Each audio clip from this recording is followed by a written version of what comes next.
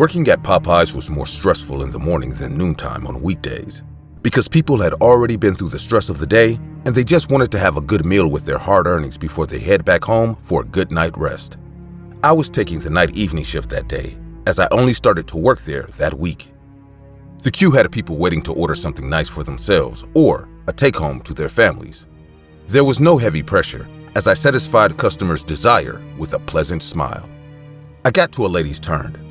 She was covered with a black zip-up hoodie, gray jeans, and sneakers. She looked as though she had just hit the gym, then went to the bar right after that. She reeked of alcohol and so did her breath. Her entire body was soaked in heat. I kindly requested to take her order. Then she said, "I'll take the $4 special." She looked straight into my eyes, and all I could see was the urgency of her hunger. She needed to put something in her belly. She stood at the counter, looking straight at me. I was freaked out, so I took some time out to head to the kitchen to deliver the order myself. I stayed in there for a while, as it was better than looking into the eyes of the woman. I came out, then told her, "Your order will be ready shortly." She left the counter, then went to wait for her order. After some time of serving other customers, she came back with the same look in her eyes, but this time, it was worse. I couldn't move until she spoke. "Ain't my order ready yet?" I didn't give a reply. I was frozen that the only thing I could do was take steps back into the kitchen. I came out with her meal, then handed it over to her. She said nothing to me, went back to where she sat, then began eating. I watched her from afar. I could see her throat move in sequences as she munched on the chicken that was in the plate. There was nothing stopping her from getting every last piece of her meal as she quenched the hunger in her. I wasn't sure if that $4 meal would do the trick. "Hey!" I heard a voice call out to me, and it sounded familiar. It was the lady that got the special order. She had an angry look on her face as she approached where I stood. "I've been waiting for my drink, but it seems like it's not coming." I got confused because she didn't place the $4 special with the drink. It was only the $4 special, or was I missing something? "You didn't order a drink," I told her calmly, but it made her angrier than she was when she had not had anything to eat. "You mean the $4 special doesn't come with a drink?" She questioned me with a look in her eyes. I had the guts that if she was a knife, I would be stabbed already. I was only new there, and I didn't know if the special came with a drink, so I quickly said, "Let me get the manager." I was about to exchange words with someone that had enough to drink for the night, but wants another drink.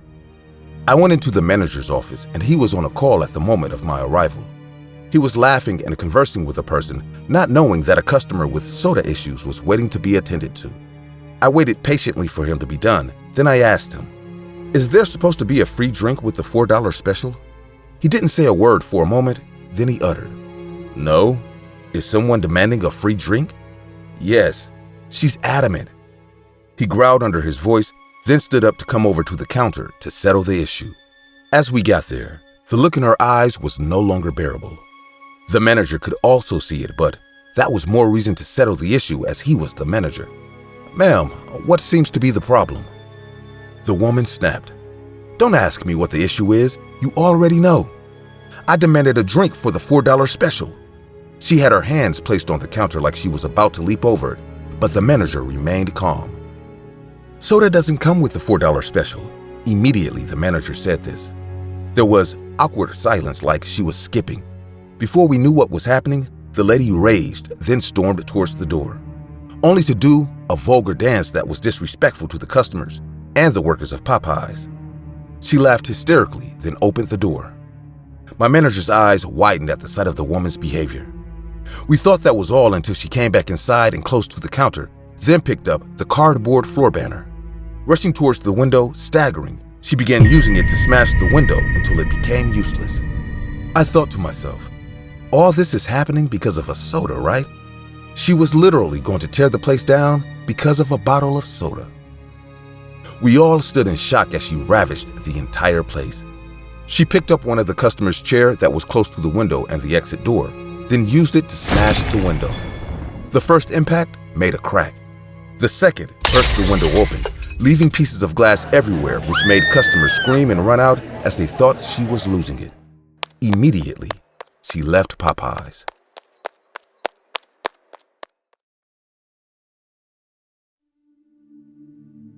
Until 2019, I had worked in the fast food industry my entire adult life. At 16 years old, I began flipping burgers at McDonald's. By the age of 18, I was the manager there. Since then, I have worked at Pizza Hut, Burger King, Wendy's, and Popeyes. A lot of people criticized me for sticking to fast food. They'd ask me, "Roy, you could do so much more. Why do you stick with fast food? Don't you grow tired of it?" There was no way around it. I truly loved it. I did, at least until that day in 2019. After that horrid evening, I made the decision to never step foot into a Popeyes again. I began working at Popeyes in the beginning of 2018. I was hired as a manager because of my work experience in the industry, and I clicked quickly and well with my team. We were the second most profitable location in our city, despite being in a secluded area. We provided great service, delicious food, and we did it in a timely manner. We had the winning formula. Shortly after I started, a man began dropping by on a regular basis. 2 or 3 times a week, Hank would enter, bringing his horrid stench that matched his image into the restaurant. I was the manager of the location, so I usually took Hank's order since most of my younger employees were either afraid or creeped out by him. Hank was an extremely thin man, bordering on malnourished. He appeared to be balding, but his few remaining strands of hair were long and greasy. His complexion was extremely pale, and his eyes, hiding behind his circular spectacles, appeared to be bulging out of their sockets. He often wore an enormously oversized jacket that was ripped and appeared to have not been washed in years. And like his jacket, his odor also suggested he had not been washed in years. Every week, Hank would enter my Popeyes, sending my employees scurrying to appear to be busy to greet him. And every week, I served him his fried chicken and fries. He'd sit in the corner booth alone, eat his chicken sloppily while murmuring aggressively to himself, finish and leave with a face full of grease. It was weird, I know, but I didn't think much of it. Many years in fast food conditioned me to see people like Hank as normal. Hank and I had this interaction for the better part of a year until that day in August of 2019. In the summer of 2019, Popeyes announced they would be entering the chicken sandwich market, competing with the likes of Burger King, Chick-fil-A, and Wendy's.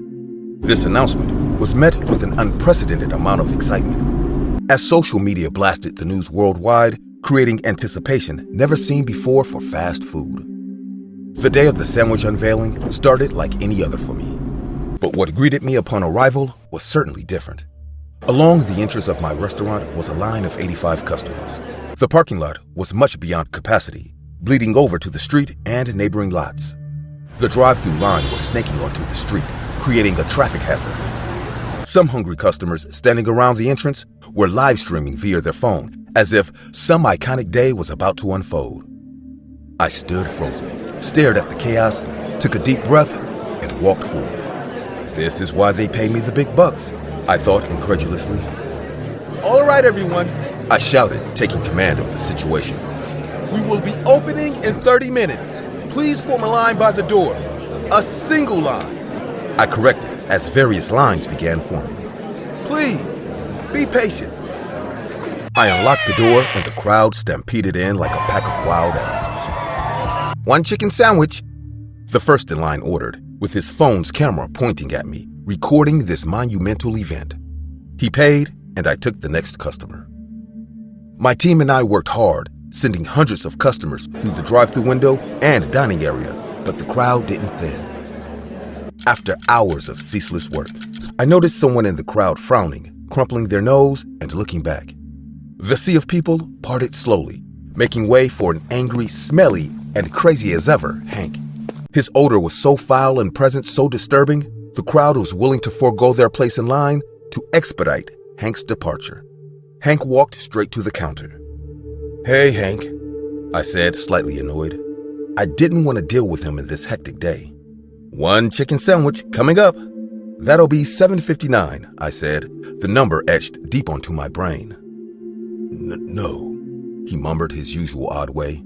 "No sandwich, chicken, chicken," he explained, rubbing the back of his head furiously, his body odor rising rapidly onto the crowd.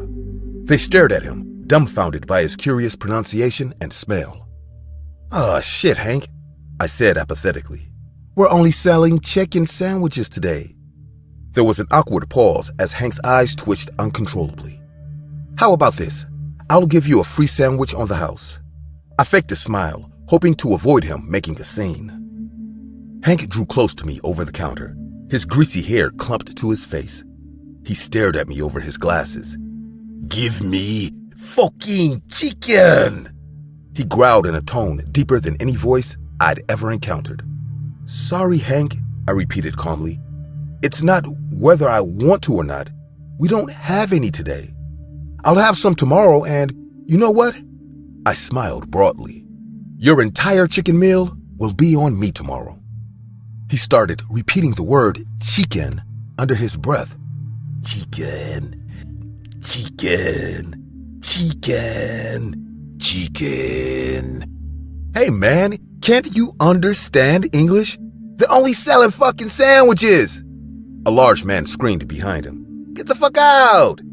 "Yeah!" came another voice. "Get out!" another screamed. Before long, the entire dining room was chanting, "Out! Out! Out!" He stared at me, murmured something, and made his way to the exit. The crowd cheered loudly as he crossed the threshold. I felt a pinch of sympathy for Hank, but it quickly evaporated as the wild mob demanded their sandwiches. It began at 4 o'clock. The crowd's hunger hadn't satisfied, and their numbers hadn't diminished. It was as busy as ever, ringing people up when the customers began gasping and running for the side of the restaurant. As the crowd flocked, they made way for me to see an image that is still ingrained in my brain today. By the entrance, Hank stood holding a live chicken by the neck. Its body flailed helplessly, emitting pathetic squawks in between gasping breaths. Its wings fluttered desperately, sending feathers through the room.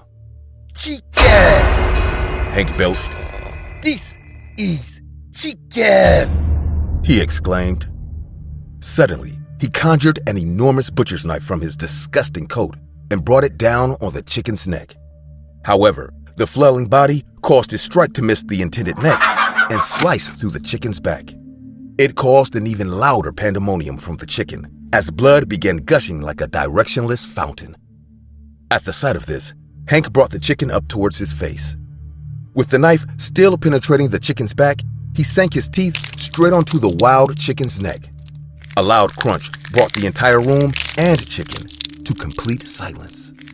He pulled a chunk of flesh, and for a few seconds, no noise was heard besides the chewing of bones. Hank threw the chicken's now dead corpse in my direction and screamed, "Chicken!"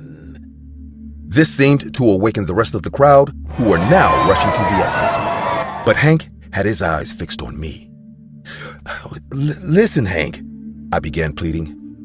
"Hold on, we can work this out." But it was too late.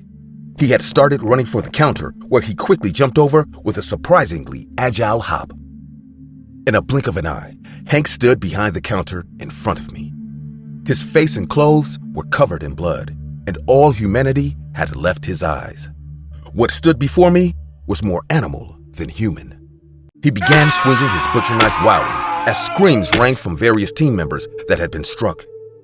The aroma of chicken, grease, and blood filled the dining room. Team members and I piled on Hank, but he displayed some incredible resilience on par with superhuman strength.